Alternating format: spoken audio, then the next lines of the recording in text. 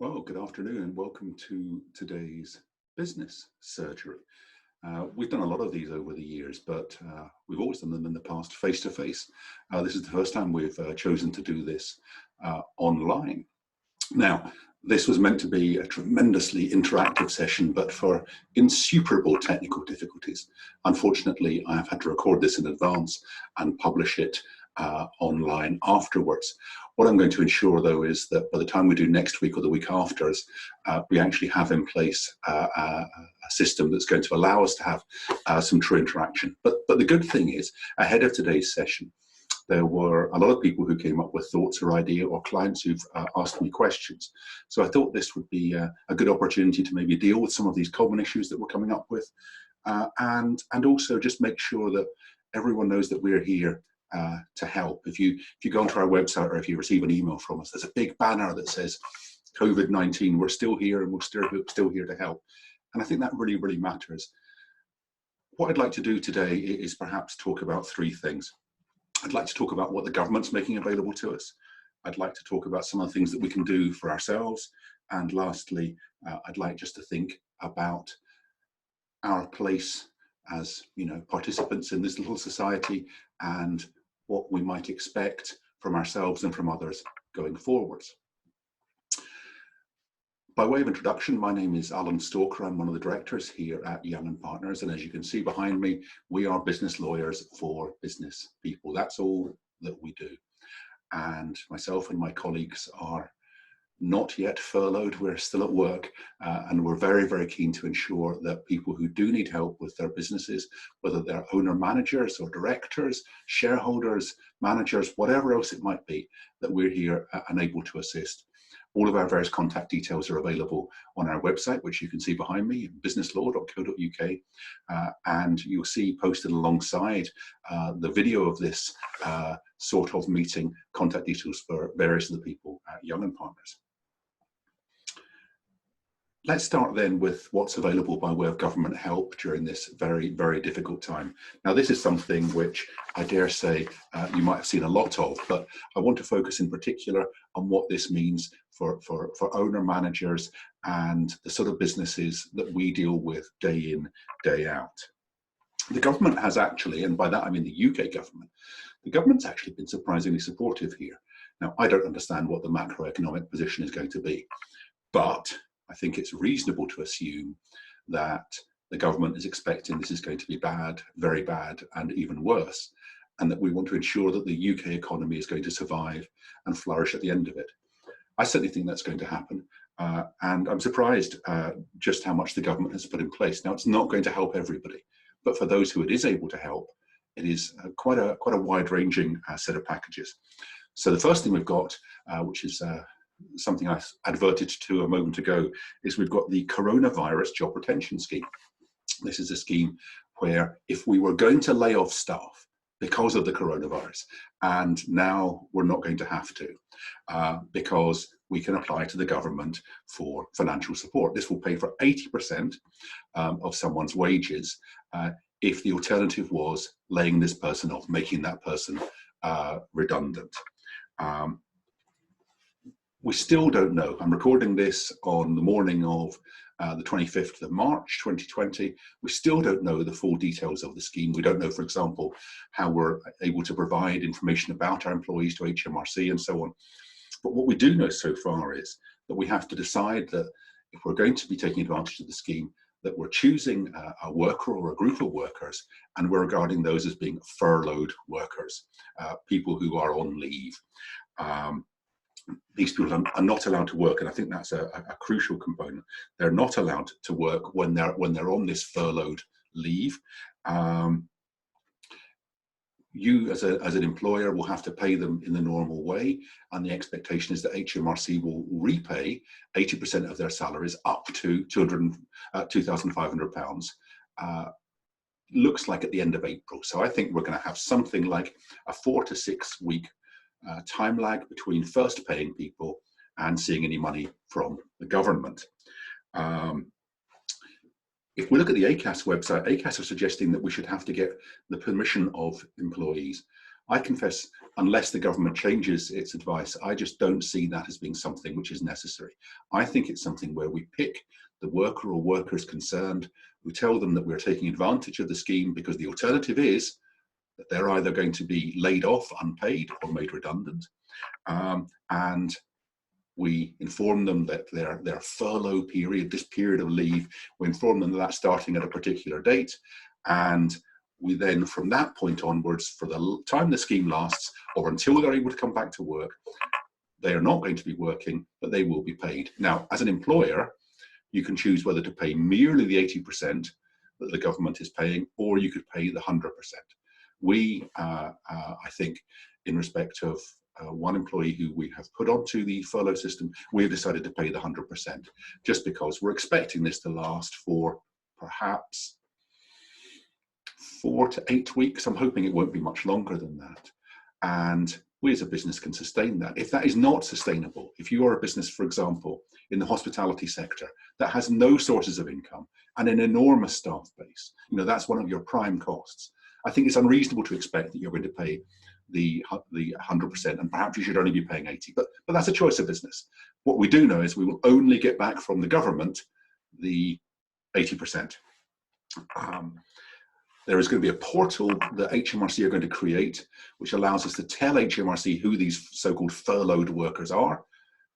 We tell them who they are, we tell them the date that they went on, we presumably give them their salary details, and this then allows HMRC to be sending money back to us. As you might imagine, HMRC aren't exactly all that keen on sending money back to us. So they've never had a system, which is astonishing actually. They've never had a system that allows them to be making regular repayments in this way. So we're going to have to see how that develops. This is across the UK, so this isn't just a Scottish thing. This is something which is across the whole of the UK. We'll see how that develops, but what it's going to give us is the chance of some salary relief from central government, up to 80% of workers' salaries, capped at a maximum of £2,500 a month. Now, £2,500 a month is £30,000. My brain hurts slightly when I try to work this out, but presumably this means it's going to pay 80% of the salary for someone who's earning £35,000, £36,000. So it's going to cover a goodly slice of the population. So that's one of the first things that's available. The second thing is the so-called coronavirus business interruption loan. This is backed by the British Business Bank, and it is a scheme whereby small to medium-sized businesses can access bank lending, which is then supported by the British Business Bank. Businesses still have to repay all of the amount taken, and they have to do that within the first 12 months. I think that's quite important. This is not expected to be a very long-term facility. The coverage is limited, of course, to UK businesses. There has to be an annual turnover limit of less than £45 million, and they have to operate within one of the eligible sectors. Now, this is something where we have a considerable amount of experience now, is looking at this and advising clients on whether they might or might not be suitable. It's much easier with the first one, the job retention scheme. Quite frankly, it is a very, very easy scheme to understand and put in place. And the work that we've had is simply advising people how we think it's going to operate. The interruption loan scheme, I think, is much more valuable, especially if you're in a sector which is going to be really badly affected. UK businesses, small and medium-sized businesses, maximum £45 million in annual turnover, and then a loan of up to £5 million with the expectation, firstly, that is guaranteed in substantial part by the government, and secondly, that 100% of the facility is taken, and the loan will be for the first 12 months interest-free. Excuse me. I do not have coronavirus. I've just got a touch of hay fever from the lovely trees outside.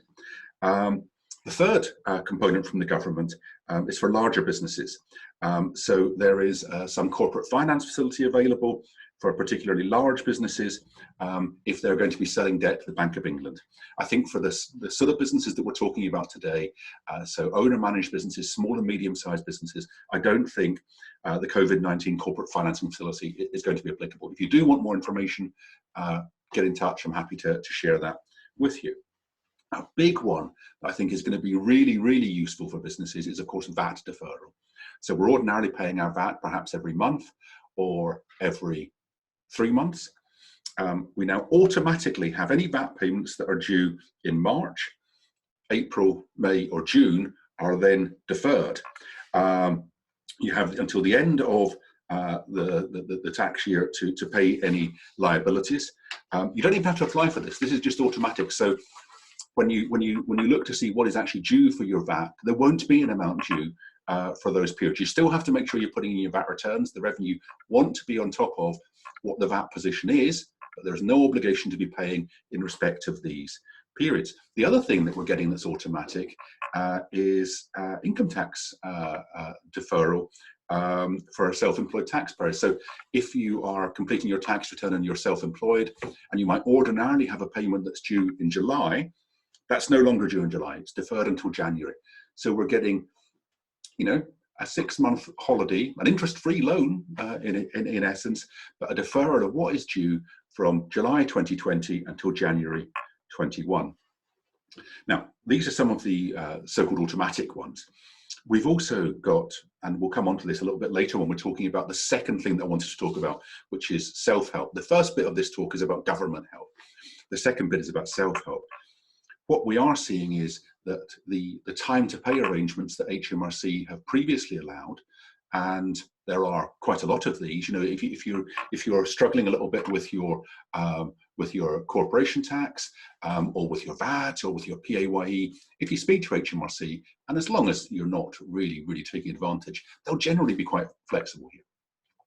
What we're now seeing is a much greater flexibility on time to pay. There's actually a particular telephone number, which is 0800 0159 559. It's on the HMRC website. I'll make sure that on one of the posts we put up online today on businesslaw.co.uk, that number is repeated. Although interest will continue to accrue. So if you've got an amount that's actually due, with VAT and with income tax, it's not due. You do not have to pay it until the end of the deferral period. If you're wanting time to pay, interest will be accruing on the amount that you owe to HMRC. But, and I think this is the big thing, at the very least, it's giving you some opportunity to manage cash flow, especially just now when we don't know what that cash flow is going to be. A few more, you might have heard that statutory sick pay has been significantly amended. So it used to be you had to be off for 3 days and you only get paid after that. Now we're saying that this is available from day one. And also if you're self-isolating, so you might not actually be sick, but for whatever reason you're self-isolating, we can apply statutory sick pay to that period. Now, let us remember, statutory sick pay is not exactly a fortune. I very much doubt that I would be buttering many parsnips with the amount that statutory sick pay pays. But it is something for those, especially those in a lower income, that is automatically coming. And crucially, remember, statutory sick pay gets repaid by the government. So a business can actually be paying this in the knowledge that it will get that money back. And the employee has some modest comfort that statutory sick pay is available. If you've got fewer than 250 employees as of the end of February, so 20 odd days ago, you have the cost of SSP for any employee off due to coronavirus for 14 days refunded in full by the government. Again, this isn't something which is normal. There's a particular proportion set off against certain payments that are due, but there's a particular benefit here that we're expecting. We're also seeing, both in England and Wales and in Scotland, business rates relief. You might have noticed that there was an announcement of business rates relief in England at the end of last week. We saw this coming through a slightly different system in Scotland this week. So we've got particular sectors, and this is the key thing. So everything we're speaking about before is pretty much any sector. This is aimed at those businesses which are completely dependent on transient trade. So they are retail, hospitality and tourism. So we get 100% relief for 2020-21 business rates, which is formerly was going to be 75%, it's now 100% in those sectors. And if the business is already in receipt of the small business bonus scheme or rural relief, there's a one-off grant of £10,000. So these are particular to Scotland. There's slightly different rules in England. And again, if your business crosses over between England and Scotland, I'm also an English solicitor as well as a Scottish solicitor. Speak to me. This is probably something that I'll be able to assist with. And the last thing, of course, is because we now have directions, so we've got orders from the government. I will digress slightly here. I'm rather surprised that the government has given us these orders to stay at home, shut our businesses, etc. Not entirely sure the government has the right to do that. But even though it doesn't have the right to do it, I think it is certainly the right thing for the government to do. Because we now have that, it might well be that insurance cover, business interruption cover, whatever it might be, that might start to kick in. So even if you're not covered by one of the statutory schemes, for example, your business isn't in hospitality, leisure, and so on, or if the other reliefs actually don't really give you much help, and you don't want to take out more borrowing, you don't want to have the COVID-19 loan scheme. It might well be that your insurers are actually going to step in with some of the insurance you have. I thankfully have never been an insurance lawyer and have never spent countless hours poring over the small print, but this is one time when I'm starting to do that. If I think of the things that people have been phoning me up in the last week to 10 days to ask me about, business interruption cover, directors and officers insurance, these sort of things, which might have something to add, these have been one of the things that have been coming up. So we've got these third-party arrangements. We might have some insurance, great. But we've also got all of these government schemes. So we've got business rate support, we've got the statutory sick pay changes, time to pay arrangements, still paying interest, but time to pay arrangements, the deferral on income tax, deferral on VAT, the corporate finance schemes, and the worker retention scheme, the furloughing scheme. So that's what the government is doing. On the other side of that, I think, what can we do ourselves? So if that's what other third parties might do for us, what about self-help? There are many problems that businesses are facing just now. One of the things that people have been speaking to me about, for example, is how do we recover our debts? It's bad enough that we're thinking that we might not have money coming in because we're not going to be doing as much business as we formerly thought. But we can maybe plan for that. But at the very least, that's a forward-looking thing. When we look just now at our debt book, what is it we're doing to actually get that in, and what can we force our debtors to do? Certainly, I think we have to keep on top of this. We take a view as a business, for example, and you would be astonished to learn that some people don't pay their lawyers' bills the moment they're sent. I mean, most people do, which is very decent of them. But some people just don't. I mean, I presume they just don't like lawyers and would rather that I starve. And I can understand them, and I can assure you there are some days that my mother agrees with that. But we take a view as a business that if someone has not paid us within probably 2 months or 3 months, we're going to chase them for it. We've done the work, we're going to chase them for it. But really and truly, we're now thinking that that's more than likely to be a bad debt. And I think that has to be the case. If people are not paying you and not paying you quickly, then I think we are unrealistic in thinking that this is something that should be on the balance sheet. For that reason, I think we have to be absolutely on top of debt recovery. Now, one of the beauties we have in Scotland and in England is the ability to be making demands comparatively quickly. The postal service is still operating. We have the ability to use the small claims court system. We have the ability, in the case of perhaps larger debts or debts which are more important, we as a law firm operate a significant debt recovery practice, because this is a really, really important thing. If we can get money in just now, that might be the thing that covers us over the cash flow hurdle that we're going to have 3 or 4 or 6 months from now. So I think being on top of our debts is a crucial thing. Another thing that people have been asking me about is the contractual position. So you get these awful foreign language expressions. Is there force majeure applying? I had a client who came to us, and the person who was meant to be paying the money, and that was the only thing that this person was promising. The person who was paying the money had said, no, we've looked at the terms of our contract and we're not going to pay you because it is impractical to do so. Now, for what it's worth, I think it was, a rather unusual use of the wording in question. I think that the wording was not capable of meaning that. You know, these unusual events or force majeure clauses, you put them in there because if something happens which makes it essentially impossible for me to perform my duties, then I shouldn't be punished for that.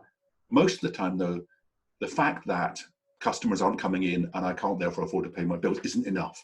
So for most of these clauses that we're coming up against, we're saying to people, unless you really fall within this, it's quite a hard thing to invoke. You know, if you're a hospital saying we can't take on private patients because we've got an influx of NHS cases, I think that is relevant. If, though, you're a hospital saying we don't really fancy paying you because business times are tough, I think that's a very different position. So if you've got a question like this, if you're looking at the contracts that you as a business have entered into, phone us up, let's speak to this. You know, my background is as a commercial contracts lawyer and laterally more of a business generalist and strategist.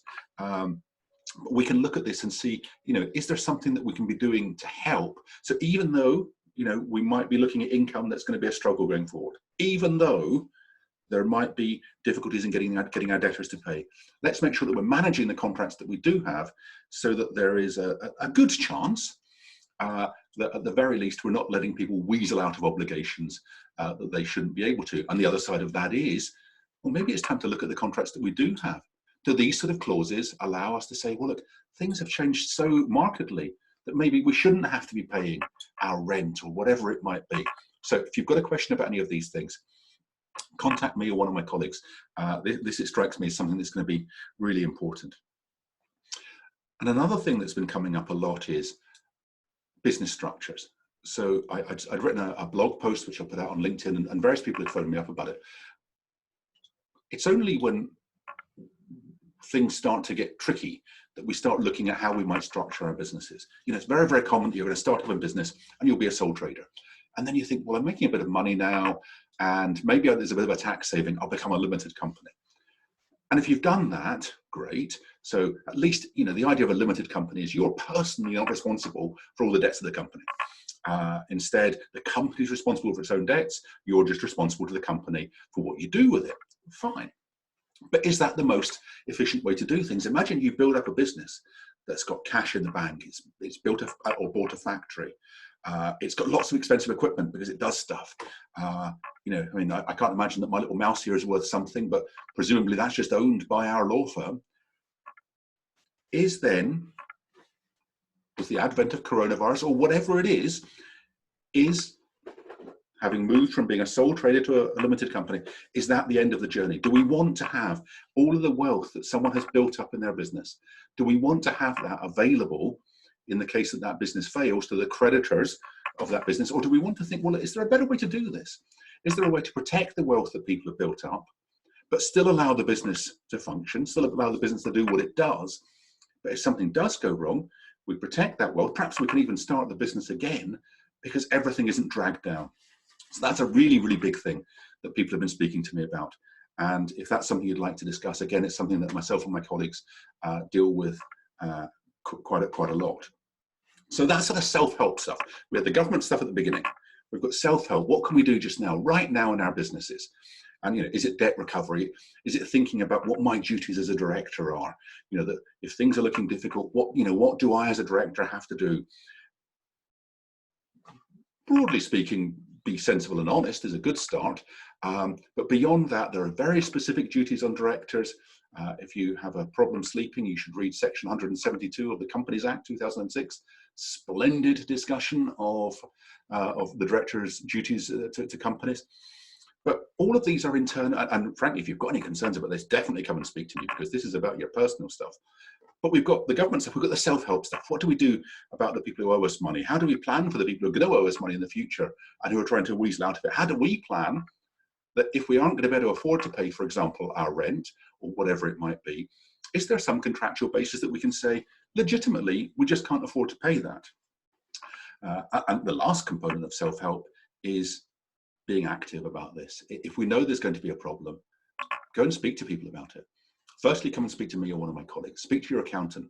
But crucially, if we think, for example, that there's money that we owe to the revenue that we can't afford to pay, or there's money that we owe to a landlord or to a bank, the last thing I would have thought that most landlords and banks and revenue want to do just now is to be suing people and making people bankrupt. It does not help the broader economy, which is very much, I think, what the government's plan is just now. It does not help the broader economy. And, you know, if I make people bankrupt just now, you know, if I bankrupt every pub in Scotland, which is probably, you know, if you think that they're not going to make any money for the next 3 weeks, how solvent are they? Do I really want as a bank to suddenly own 1,000 pubs? No, it's just a disaster. They're going to want to help you. So as part of that self-help, let's be aware of our debtors, let's be aware of our contractual relationships, aware of our duties as directors, but let's also be aware that if there's going to be a problem, speak to people you can trust, like your lawyer or your accountant, but then think about, well, who do I need to reach out to now to make this a tolerable situation? So that's section 2. The third thing is, I think, just remembering that it's not always going to be this bad. You know, we are citizens of the world, and everyone is going through this to a greater or lesser extent. It looks like things are starting to level off in China. They're nowhere near leveling off in Italy or in Spain. We can only assume that in the UK, even with the very tough measures that were put in place this week and last, that this is going to be with us for quite some time. And I thought I would just think about our being global citizens. I was frankly overwhelmed with the number of people who responded to our invitation to attend this meeting, and I'm really, really keen that we actually have it as an interactive meeting next time. And I think it's because, firstly, there might be help or assistance that people are looking for. Great. But I think it's also that this is a time when actually we want to come together and remember that we are part of a community. You know, we as lawyers, you know, we used to sit on the high street alongside the bank and the accountant, and you know, we're then a key component of that little market town or whatever it might be. It's not like that anymore, but it should be. And I think that's one of the reasons why we've had such a strong response to this meeting, because it's not just about looking at what we said at the start here. What can the government do for me? And I want every single penny I can get. It's not just about that. It's not just about what I can do for me. You know, what's the self-help that I can do? I don't think it's about that. I think it's what I can do for society more broadly and what I can do to help in this. Because if we can keep our businesses strong and keep our businesses going for the next 2 or 3 weeks or 2 or 3 months or 6 months or a year or whatever it's going to be, it's good for us because, you know, I depend on this to, you know, bring in the butter that I need to put on those parsnips I mentioned. But it's good for society more broadly. I remember 10 years ago, I was traveling between Singapore and Thailand, and it was the time in 2010 when there was a big health fear about respiratory infections, and when I was going through the airport there was a thermal imager, so that I had to walk in front of it, and they said, oh, he looks vaguely healthy so he can come in. Great. And I remember 10 years before that sitting watching the television when people were crashing planes into the Twin Towers, and I remember 10 years before that, and we can go back and we can go back to the Falklands War even 10 years before that, and the disasters that befall us. These bad things happen, they just happen, but they will go away. It's not all going to be doom and gloom, and I thought I would end with something. I suppose I'm pretending that it's from Abraham Lincoln, but it's not really.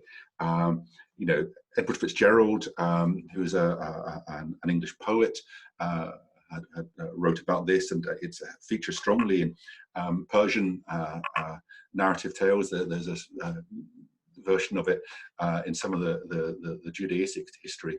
But I'll read out what Lincoln said in 1859. It is said an Eastern monarch once charged his wise men to invent him a sentence to be ever in view, and which should be true and appropriate in all times and situations. They presented in the words, and this too shall pass away. How much it expresses, how chastening in the hour of pride, how consoling in the depths of afflictions.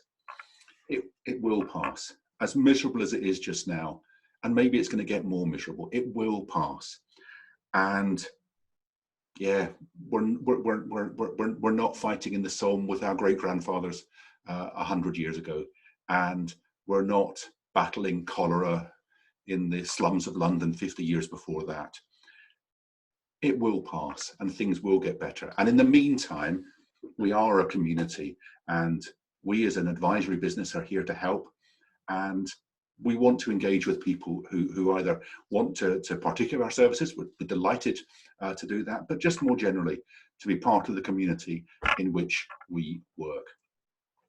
Well, thank you very much for watching. If you've managed to tolerate all the way through to this point, it's been my pleasure to do this. We will be putting this up online, and the next one will definitely be interactive. I apologise. The number of people, unfortunately, who said they wanted to join us today just overwhelmed our ability to host this as either a meeting or a webinar. So we've done this as a recording, but in a week or a fortnight when we have Business Surgery 2, I look forward to a more interactive and Socratic experience. And in the meantime, remember, be safe.